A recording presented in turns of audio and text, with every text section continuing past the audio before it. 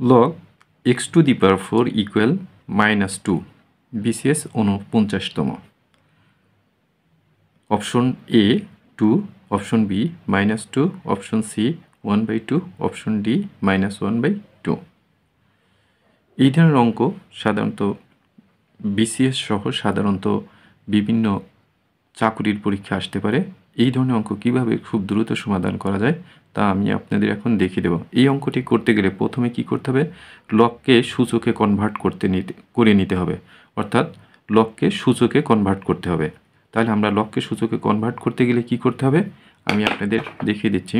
Base যে x আছে, x ঠিক এক্স নিচের জায়গায় থাকবে, অর্থাৎ এক্স যেখানে আছে সেখানেই থাকবে।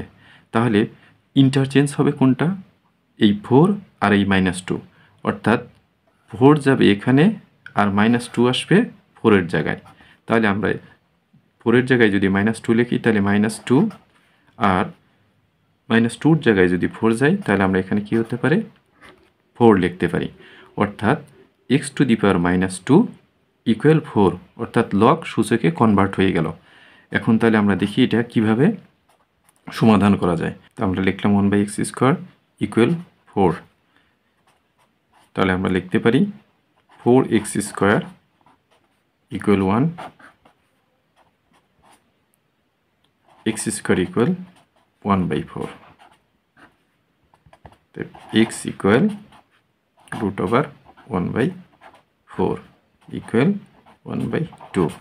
তাহলে অ্যান্সার 1/2।